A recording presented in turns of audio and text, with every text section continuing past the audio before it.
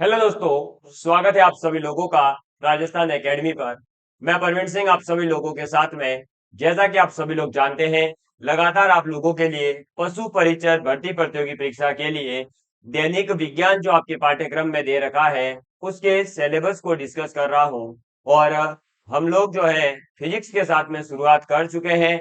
इससे पहले के 3 लेक्चर्स आप सभी लोगों ने देख लिए होंगे, और तीनों के तीनों लेक्चर्स के अंदर आपको जो है मैंने प्रयास किया था कि जो भौतिक विज्ञान है, जो फिजिक्स है, उसको कहाँ से शुरू करना है, कैसे शुरू करना है, इसके बारे में बताया था। हमने सबसे पहले मापन के बारे में बात करी थी, यानी हमने ये सीखा था कि फिजिक्स के अंदर जो है इकाइयां कितने प्रकार की होती है और कौन कौन सी इकाइयां होती है, ये सब अपन ने देख लिया था। ठीक है। और उसके बाद में अपन ने शुरू किया था अपने किसको, तो उसके बाद में अपन ने शुरू किया था आपकी गति वाले टॉपिक को, यानी मोशन को, जिसके अंदर हमने सीखा था कि कौन कौन सी जो है शब्दावलियां हैं जिनका हमें उपयोग करना होगा। उसके बाद में हमने सीखा था न्यूटन के गति के नियम को। न्यूटन के गति के 3 नियम होते हैं, ये मैंने आपको बता दिया था। और तीनों नियम में से हमने जो है कहां तक पढ़ लिया था, मैं एक बार देख लेता हूं। बिल्कुल। तो हमने जो है न्यूटन के प्रथम नियम के अंदर सातों के सात एग्जाम्पल्स जो थे, जिसमें पेड़ की टहनियों को हिलाने से फलों का गिर जाना, बस में बैठे हुए हैं तो बस का अचानक चालू होने पर हमारा क्या हो जाना, एकदम से झटका लगना, और बस रुकी हुई थी और एकदम चालू होने पर भी हमें झटका लगता है। इसके अलावा जो है, अगर हमें कंबल साफ करनी है, जो अभी जैसे दीपावली का सीजन आ रहा है तो आप लोग देखते होंगे अपने घर पर सफाई चालू होगी, है ना। तो सफाई के समय जो है अपनी मम्मी है, अपनी बहन है, आपकी वाइफ हो सकती है, आपकी जो है और कोई मतलब फ्रेंड वगैरह है, जैसे आस पड़ोसी वगैरह रहते हैं, तो वो सब देखा होगा कंबल वगैरह को पीट पीट के कैसे है ना एकदम साफ कर रहे हैं उसको। इसके अलावा अपन ने देखा था कि एक जो गोली होती है वो कांच को एकदम से चीर करके निकल जाती है, तो कांच नहीं टूटता है पूरी तरह से। वहीं पर अगर मैं जो है पत्थर मारूंगा तो कांच टूट जाएगा पूरी तरह से। ये सब हमने जो है पढ़ लिया था और इन सभी को अपन ने सीख लिया था। ठीक है। तो यहां तक की बातें अगर आपने नोट नहीं करी थी तो आप जो है नोट कर सकते हैं। कहां से, तो लास्ट लेक्चर्स को देख करके। ठीक है।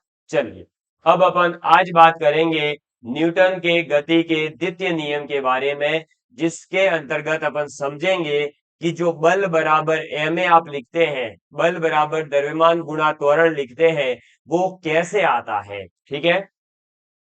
चलिए, तो अब आप लिखिए सबसे पहले न्यूटन की गति का द्वितीय नियम। ठीक है। सेकेंड लॉ ऑफ मोशन किसने दिया था, न्यूटन ने दिया था। तो न्यूटन का गति का द्वितीय नियम है ना, न्यूटन की नहीं, न्यूटन का। वैसे तो विज्ञान में तो सब कुछ वैलिड है, की का है ना, चलता है, यहाँ पे स्त्रीलिंग पुल्लिंग नहीं देखे जाते। अब बात करते हैं न्यूटन का गति का जो द्वितीय नियम है वो क्या कहता है। तो न्यूटन के गति का द्वितीय नियम बेसिकली यही कहता है कि जो वस्तु है उस वस्तु के संवेग यानी मोमेंटम में परिवर्तन की दर जो होती है, जो संवेग है वो भी आपको बता दिया जाएगा क्या होता है। तो संवेग जो है, उस संवेग में परिवर्तन की दर जो होती है, वह उस पर आरोपित होने वाला यानी उस पर लगने वाला बल जो होगा, जो फोर्स होगा, उसके अनुकर्मानुपाती होती है। और संवेग में जो परिवर्तन है वो आरोपित बल की दिशा में ही होता है। सर, ये संवेग क्या होता है। संवेग का बेसिकली आप मीनिंग तो केवल इतना समझ सकते हैं कि जो संवेग है, संवेग का मतलब होता है एम इंटू वी। ठीक है, एम इंटू वी यानी द्रव्यमान गुणा वेलोसिटी, आप इससे समझ सकते हैं। तो आपका संवेग तो क्या होता है, द्रव्यमान गुणा वेग, और यह होता है उस वस्तु का वेग। और इसमें क्या किया जाता है बेसिकली, कि आपने कोई वस्तु ली और उसको ऐसे फेंका, तो फेंकने पर वो कहीं पर टकरा कर जब वापस आती है, तो इसमें जो है क्या हो जाता है, संवेग में परिवर्तन हो जाता है। अब ये जो संवेग में परिवर्तन है, ये संवेग में परिवर्तन जो है डायरेक्टली प्रोपोर्शनल होता है, अनुक्रमानुपाती होता है। किसके? तो ये अनुक्रमानुपाती होता है उस पर लगने वाले बल के। समझ में आ गई बात? ठीक है, तो आप इसको लिखिए और फिर आपको जो है बता दिया जाएगा कि क्या चीज इसमें याद रखनी है। ठीक है, और इसको अन्य रूप में भी लिखा जाता है, वो भी बताया जाएगा।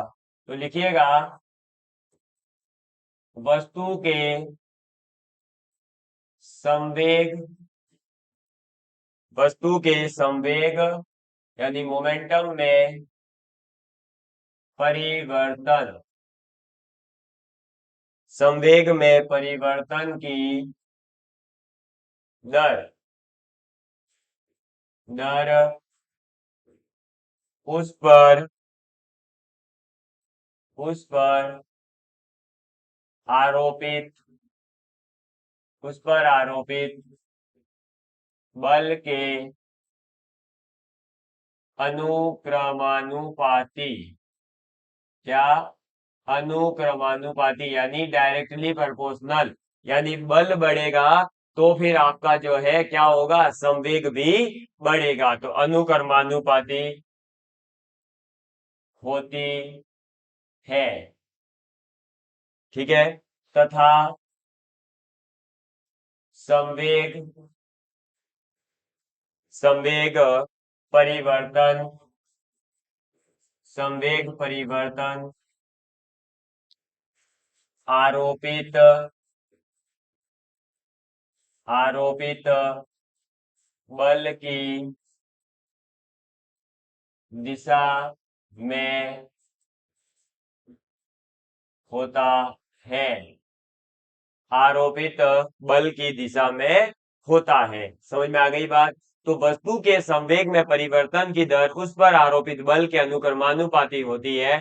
और आप इसको ऐसे समझेंगे कि ये जो अनुक्रमानुपाती है, तो सीधी सी बात है कि F is directly proportional to M v2 minus M v1, क्योंकि संवेग में परिवर्तन, संवेग क्या होता है? द्रव्यमान गुणा वेग, और वेग में ही वस्तु के परिवर्तन होगा, द्रव्यमान में तो उसके परिवर्तन आएगा नहीं, इसलिए एम तो एम ही रहेगा, लेकिन v2 माइनस v1 हो जाएगा। वेलोसिटी जब फेंका तब अलग होगी और जब वापस आएगा तब अलग होगी।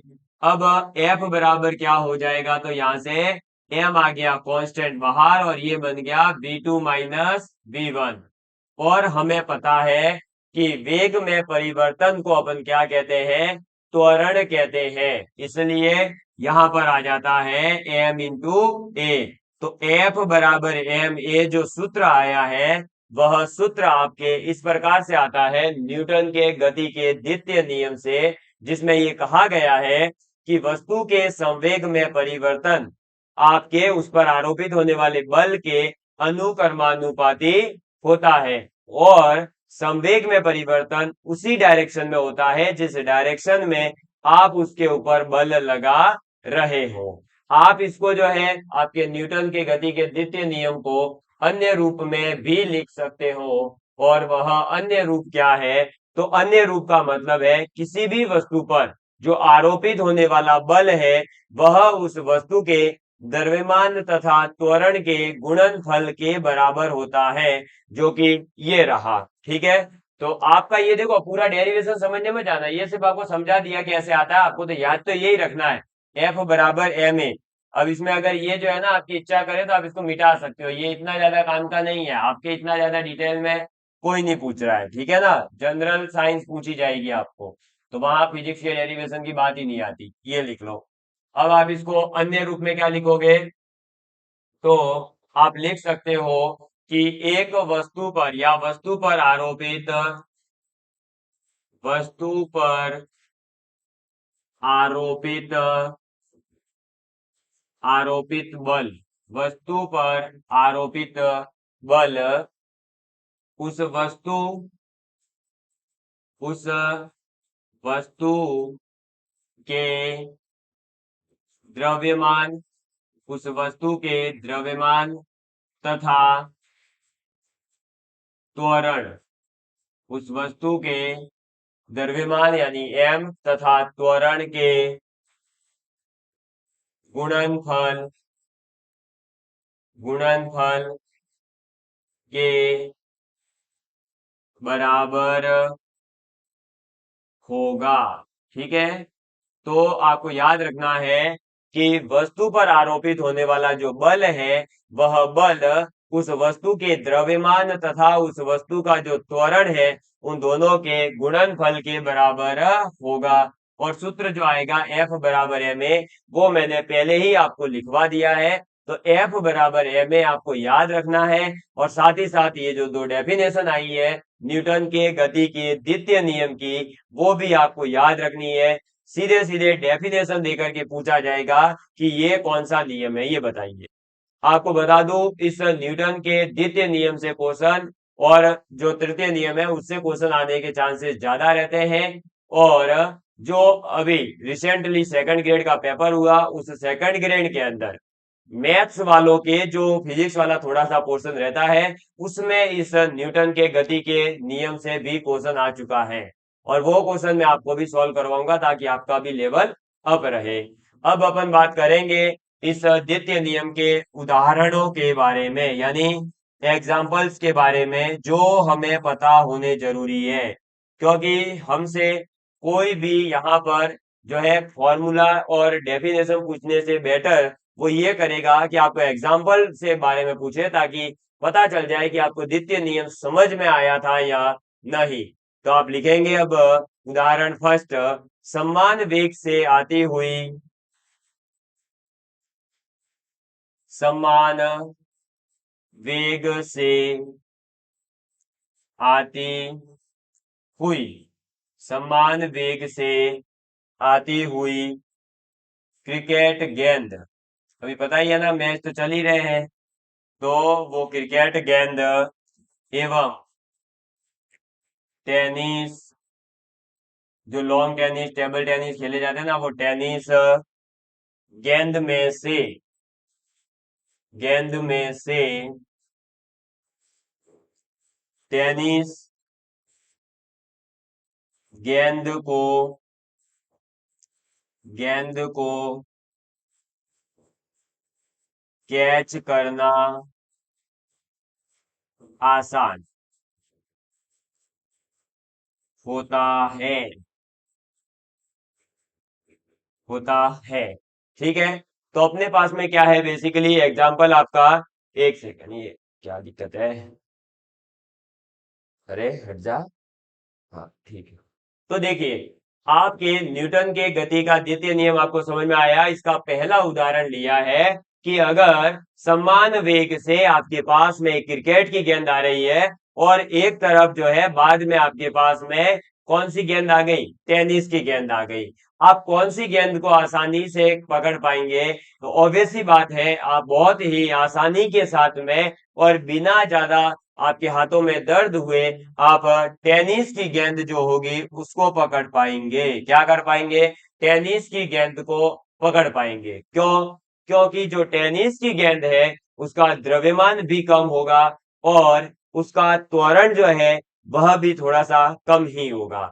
वहीं पर अगर बात करें अपन किसकी, तो अपने क्रिकेट गेंद की, क्रिकेट गेंद का भार भी ज्यादा होता है तो द्रव्यमान भी ऑटोमेटिकली बढ़ गया एक तो, और द्रव्यमान बढ़ गया साथ ही साथ इसका जो त्वरण है वो भी ज्यादा होता है। क्योंकि जो क्रिकेट से जब बॉल आ रही होगी बैट से मार करके आपके पास में तो फास्ट ही आती है थोड़ी सी, उसको और ज्यादा मोशन मिल जाता है ना। इस वजह से हमारे हाथ में जब गेंद आएगी तो हमें ज्यादा लगने के चांस रहते हैं, चोटिल होने के ज्यादा चांस होते हैं। इसीलिए आपको जो है हमेशा टेनिस की गेंद कैच करना आसान लगेगा। समझ में आ गई बात? क्लियर है? तो ये चीज आपको याद रखनी है। ये उदाहरण फर्स्ट इसका है। तो आपको अगर कोई भारी चीज है और एक हल्की चीज है और कहा जाए कि आप जो है किसको ज्यादा अच्छे से पकड़ पाएंगे, या तो आप समझ जाइए सीधा सीधा सा कि जो हल्की चीज है वो अपन अच्छे से पकड़ पाएंगे क्योंकि उसका द्रव्यमान भी कम होगा और उसका वेग भी कम होने के चांसेस है। अगर समान वेग है तो भी छोटी वस्तु का द्रव्यमान तो कम ही होगा, तो अल्टीमेटली द्रव्यमान गुणा त्वरण क्या आ जाएगा, कम, और बल लगेगा कम तो हमारे हाथ में आसानी से आ जाएगी। समझ में आ गई बात? क्लियर है? ये था द्वितीय नियम का पहला उदाहरण। आगे बढ़ते हैं नेक्स्ट, सेकंड उदाहरण आप सभी लोग लिखेंगे। और सेकंड एग्जाम्पल क्या है? तो सेकंड एग्जाम्पल है कि गाड़ियों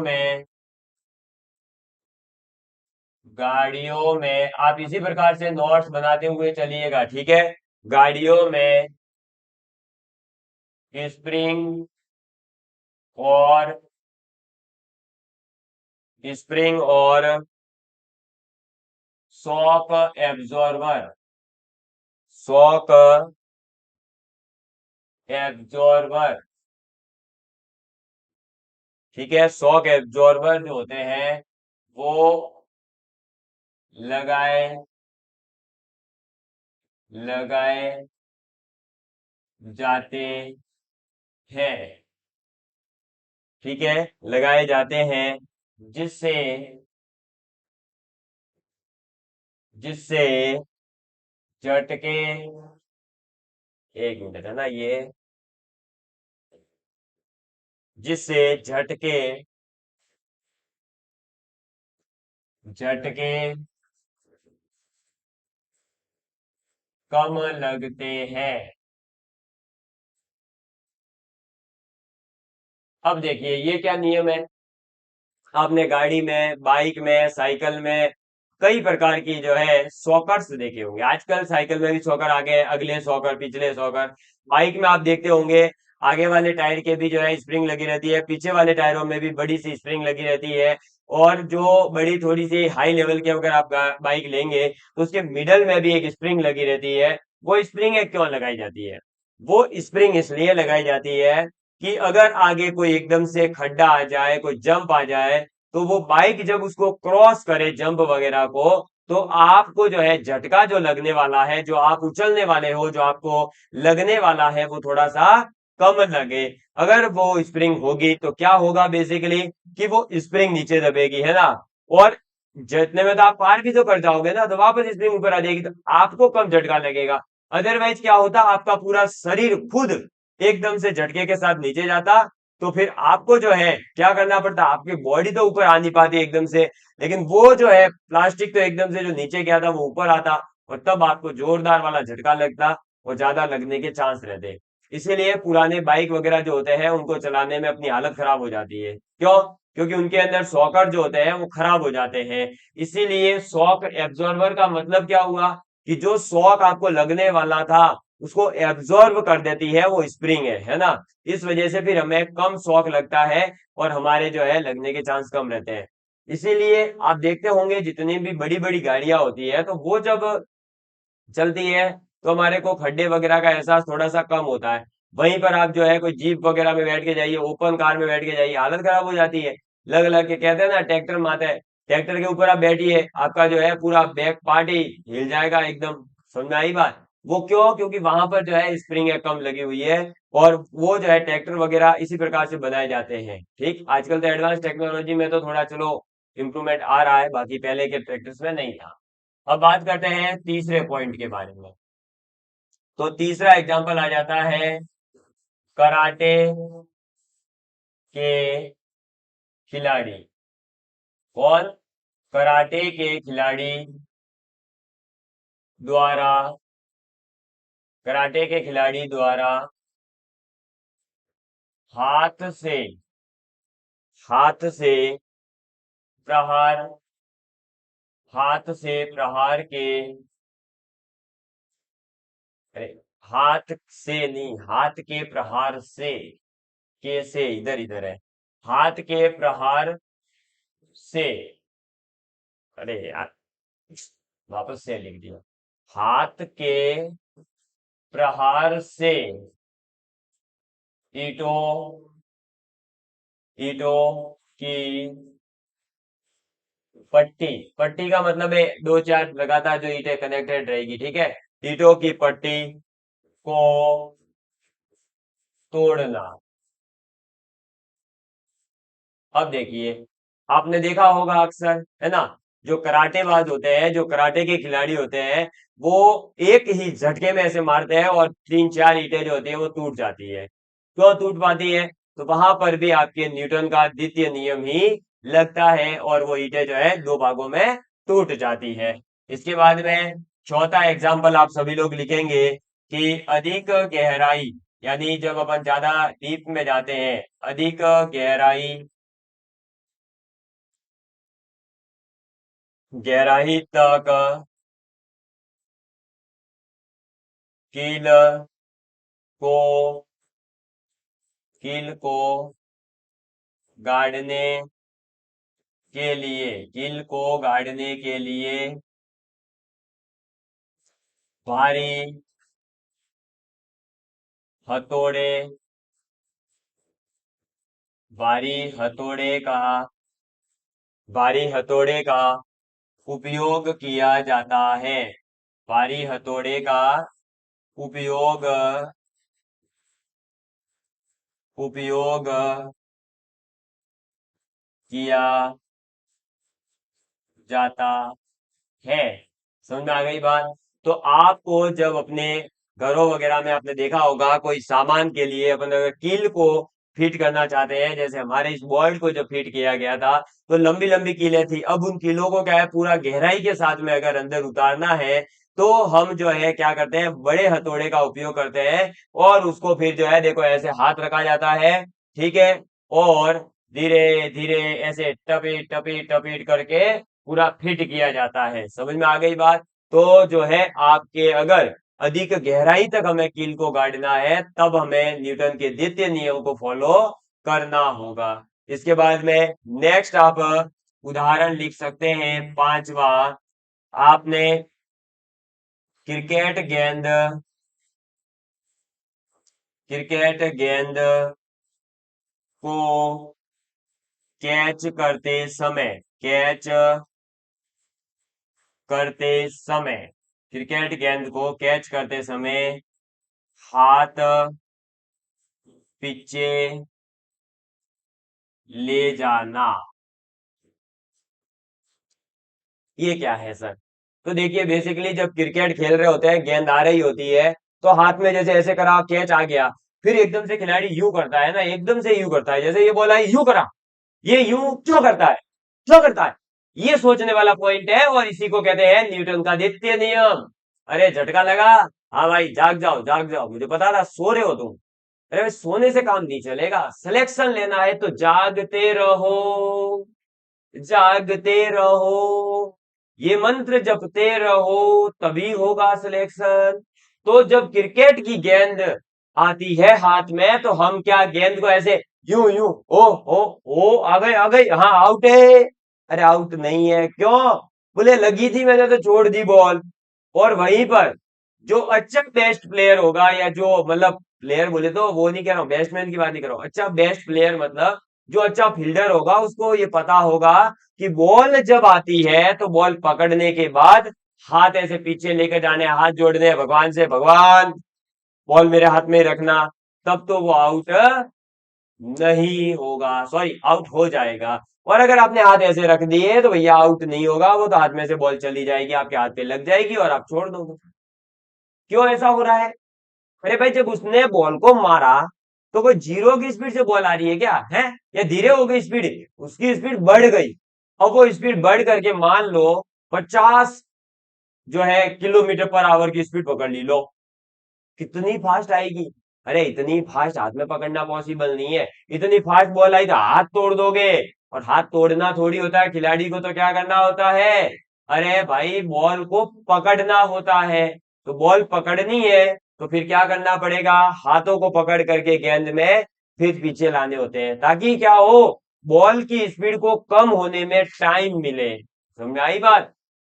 भाई जैसे बॉल दिख गई, आ रही है तो वो हाथ यूं यूं करते फिर यहाँ पकड़ते हैं सीधा, ताकि वो क्या हो जाए, बॉल को टाइम मिला, उसकी स्पीड कम हो गई है वो, और स्पीड कम हो गई तो हाथों हाथ पकड़ ली जाती है बॉल। क्लियर? तो ये आप पांचवा जो है उदाहरण आप लिख लीजिए, मैं चेक करता हूँ एकदम परफेक्ट चल रहा है कामकाज। हाँ जी बिल्कुल सही चल रहा है, रिकॉर्डिंग एकदम सही हो रही है, कोई दिक्कत नहीं है ना? चलिए, तो ये आपने लिख लिया।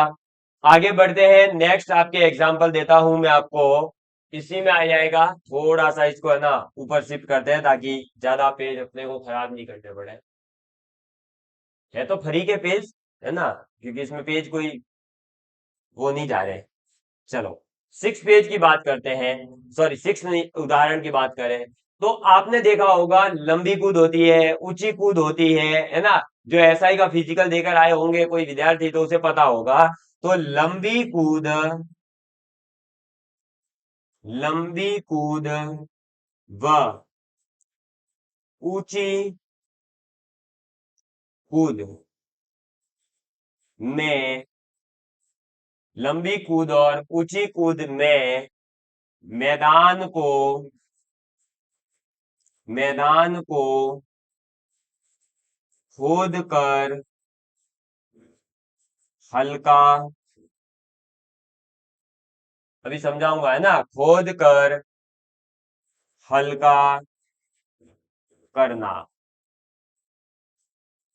एक्चुअली क्या होता है देखिए इसके अंतर्गत, कि आपने देखा होगा लंबी कूद है, ऊंची कूद है, तो खिलाड़ी है ना थोड़ा सा भाग करके आता है, उससे क्या होता है उसकी जो पूरी बॉडी है वो वार्म अप हो जाती है, मसल्स वगैरह एक्टिव हो जाती है और वो कूद पाता है लंबी चूक, है ना। लंबी कूद कूद पाता है, ऊंची कूद कूद पाता है। ये पॉसिबल कैसे होता है, जब वो दौड़ करके आ रहा होता है ना, ये आया आया आया दौड़ के एकदम से और जंप मारता है, बहुत तगड़ी वाली। ऐसे ही आपने देखा होगा अपने भारत का गौरव, अरे नीरज चोपड़ा, देखा नहीं था क्या भाई साहब, क्या भाला फेंकते हैं और क्या मतलब अलग ही लेवल पर है, क्या गोल्ड मेडल लेकर के आए हैं। तो वो भी दौड़ते हुए आपने देखा होगा, दौड़ करके यूं पकड़ करके और यूं छोड़ते हैं भाला, क्या भाला फेंकते हैं, आगे पूरा विश्व जो है हिला डाला, ऐसा भाला फेंक डाला।